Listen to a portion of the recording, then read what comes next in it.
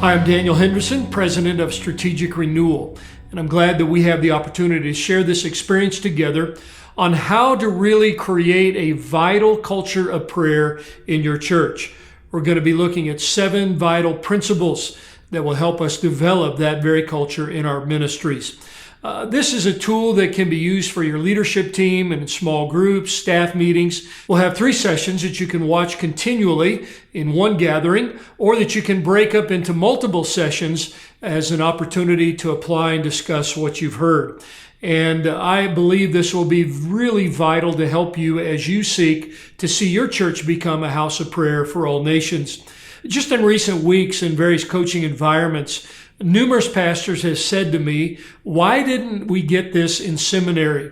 And I will tell you that based on Acts chapter 6 and verse 4, where it says that we are to give ourselves continually to prayer in the ministry of the word, that prayer is the 50% that we probably did not get in seminary. So I want to just talk to you very practically from not only my decades of pastoral ministry, but in interacting with lots of pastors around the nation about the principles that really help develop a vital culture of prayer. And by the way, beyond just this training opportunity, we have a coaching experience that spans 3 months, where in a group of other pastors and other leaders, we are able to gather live via the internet in interactive sessions with lots of learning, lots of interaction, lots of prayer in order to make these principles even more vital in our lives and ministry. So I hope you'll go to strategicrenewal.com. You'll see a opportunity to learn about 90 days toward pastoral empowerment, and that is the coaching offering that we want to suggest to you. I also would mention to you our book, Old Paths, New Power, which really not only contains a chapter of this, but really unpacks many other principles that will help you develop a congregation and a ministry that is marked by prayer and the ministry of the Word. So please stop by Strategic Renewal, check out those resources. So let's jump in. Principle number 1 is that a prayer culture is not a prayer program. Now, that may sound counterintuitive, but right up front, we need to ask ourselves, what are we going for? Just a proliferation of additional prayer activities? Or are we really looking at something that is going to mark the culture of our church? In recent years, I've had the opportunity of conducting one-day events for pastors and church leaders alongside Pastor Jim Cymbala. Many of you know Pastor Cymbala as the leader of the Brooklyn Tabernacle. He wrote the book Fresh Wind, Fresh Fire. They have an extraordinary culture of prayer there at the church. And he and I have had the conversation often about how many times pastors will go to the Brooklyn Tabernacle or read a book on prayer, and they will decide that the key is to start a prayer meeting. Now, again, a prayer meeting can be vital, but that is not the answer necessarily. In fact, Pastor Jim's experience was to lead a church over a period of 4 decades that really developed around the prayer meeting. My experience was stepping into already existing churches that were already very busy and trying to incorporate prayer into the life of the church. One of the principles I learned is that the all-church prayer meeting in an already established church rarely becomes the engine of the prayer culture. But over time, it can become the expression of the prayer culture. All I'm saying is that the answer is not always necessarily to develop more prayer activities, but it's to understand that fundamentally, we've got to develop a prayer culture that will then spawn other prayer activities. And so what can tend to happen, you might start a weekly prayer meeting, or you might start multiple prayer meetings, and you will find pretty soon that it's the same small group of prayer-motivated people that go to those activities, but the remainder of the church remains pretty much unaffected. And so you've got to step back and say, what are we trying to do here? We are really not trying to develop a prayer program or a prayer department or hire a prayer pastor. We are trying to develop a prayer culture. You see the graphic on the screen, but I like to describe it this way.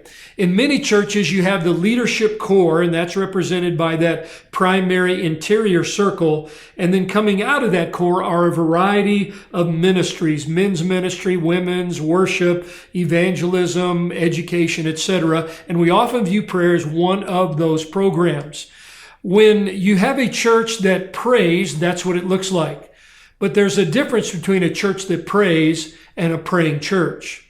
A praying church moves that prayer circle into the interior of the leadership core so that everything begins in prayer. I always say prayer is not the only thing we do, it's just the first thing we do. And prayer is not viewed as a program, it is viewed as really the core element of the culture of our church.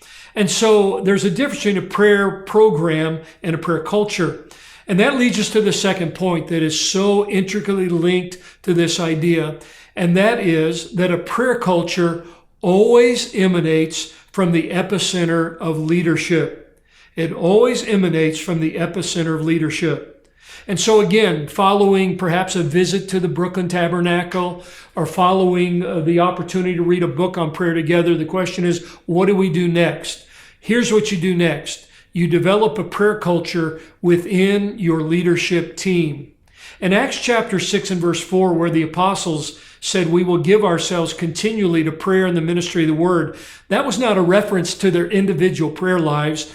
That was a reference to what they did together, to the leadership culture of the early church.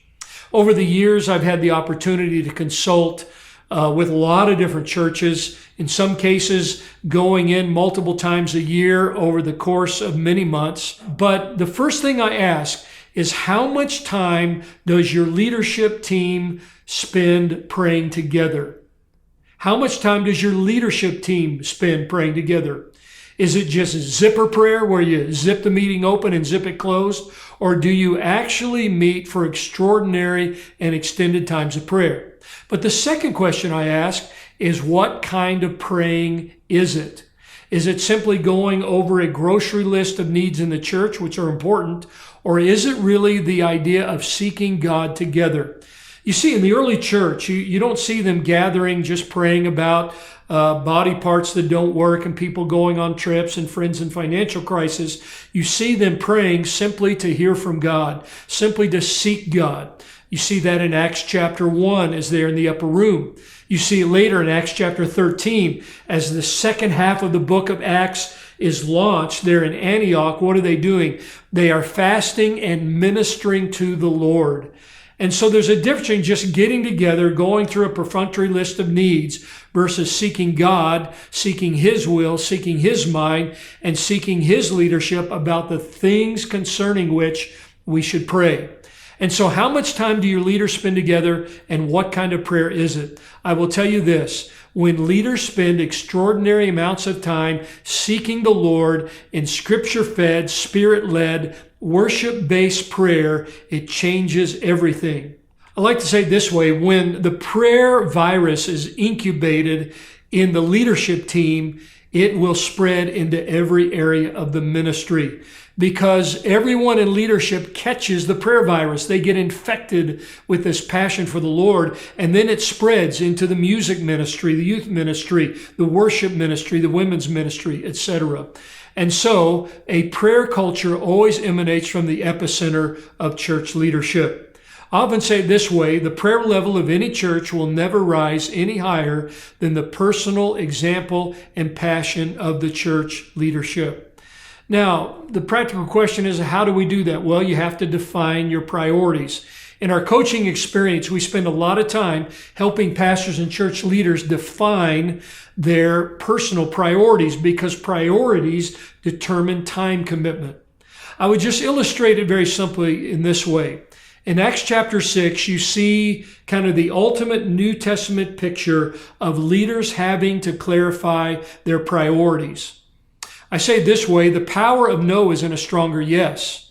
In other words, the ability to say no to all the distractions. And again, the devil doesn't have to destroy you. All he has to do is distract you, right? The power to say no to all those distractions is rooted in clarity concerning your yeses. So in the early church, with even the demands of fixing a widow feeding program that broke down, they said no because they knew that there were other people who could do that. But really they said no because they understood what their yeses were. Their yeses are threefold. Number one, it was prayer. Number two, it was the ministry of the word. And number three, it was empowering others to take on ministry. That was the Acts 6 model. Now, pause with me. Let's go back to the Old Testament.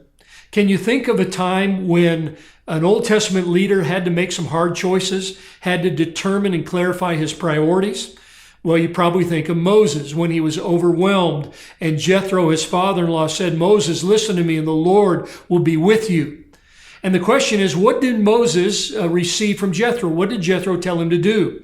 Most people will say, well, he told him to delegate, and he did tell him to delegate. But if you look at the verse, that was the third thing he told him to do.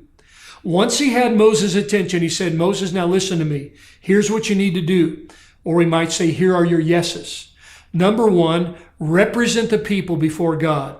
That's prayer. Number two, teach them the statutes of the Lord. That's the word. Number three, appoint judges to help you.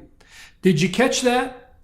That both in Acts chapter 6 and in Exodus chapter 18, verse 19, you see a crisis of leadership that focuses on the same three priorities: prayer, the word, and empowering others to lead. So I would suggest to you, if prayer is going to emanate from the epicenter of leadership, everyone on your leadership team needs to do the hard work of determining their yeses, because the power of no is in a stronger yes. I would suggest to you that if prayer is going to become vital in your leadership team and in your church, you have to relentlessly and passionately commit yourself to priorities that matter. In my own life, in my own ministry, I had 5 of them. They all started with the letter M. This is found in chapter 4 of Old Paths, New Power. It's something we go over in our coaching. It was to basically maintain an exemplary Christian life, to be an example. Number 2, to model a commitment to prayer. Number 3, master the study of the Word of God. Number 4, to multiply leaders in the church, which was this idea of raising up leaders continually. And I did that in a very practical way. And then number 5, it was mobilize the church toward God's mission and vision, which again came out of extraordinary prayer, as we see in Acts chapter 13. They didn't do vision by imitation, they did it by inspiration. Now, I didn't say that so that you would get all wrapped up around those 5 M's. I said that because that begs a question. Do you know your priorities, senior pastor? Do you know your priorities, associate pastor? Do you know your priorities, staff member? Because again, the devil doesn't have to destroy you. All he has to do is distract you. And if you have not clarified your priorities, you will never have a praying church, because a prayer culture always emanates from the epicenter of leadership based on leaders who have clarified their yeses and they have the strength to say no to lesser things. Now you say, Daniel, you don't get it. Yes, I do get it. I've pastored churches everywhere from a church plant to a congregation of 5,000, and I have found that the importance of these priorities is core to developing a culture of prayer in the church. If it's fuzzy in my mind, it's not going to happen in the life of the church. And so here's the point. In the midst of all the expectations of people in your church, everyone wants you to give attention to this. They want you to champion that. And it becomes a point of tension, doesn't it? I love the way my friend Mark Vroegop, who pastors College Park Church in Indianapolis, describes this. He says, the church is a body. And some parts are fingers, and some are toes, and some are kneecaps, and some parts are hip bones. Some parts are hearts and lungs and brains. Here's the point. There are many things in our church that are functional and we desire them. We could say that our youth ministry is our right arm, or we could say that the women's ministry is our left arm, the children's ministry is our right leg, outreach is our left leg, whatever the case is. But Mark makes the point that there's a difference between a body part and a vital organ. You've got to decide what your vital organs are. And if prayer is not relentlessly a vital organ in your framework of conviction, it will never be a vital part of the culture of the church. And so Mark basically makes no bones about it. He says prayer is a vital organ. We can live without an arm or a leg or an ear or a nose, but we can't live without a heart or a lung. And prayer and the ministry of the word and empowering others to serve and do ministry, I believe, have to be the vital organs of your leadership. And so We have to lead by example. We have to make sure that the prayer virus is hatched within the leadership team and spreads from there. So 2 vital principles of a life-giving prayer culture. Number 1, there's a difference between prayer programs and prayer activities versus a prayer culture. And number 2, a prayer culture always emanates from the epicenter of leadership. Now, as we wrap up this session, you can stop and talk about it. This is a great time, whether it's going to be a day, an hour, or a week, to focus on what our priorities are going to be. And I would simply say this: if prayer is not near the top of the list, it will never become a vital part of your church. And as that becomes a conviction to the leadership team, it begins to permeate every area of ministry. So you may want to pause this video and talk about it. You may want to simply go on to the next segment. But either way, I trust that your heart has already been stirred and you as a leader are making a fresh commitment not to point the way in prayer, but to lead the way in prayer by way of your personal example and passion for the Lord.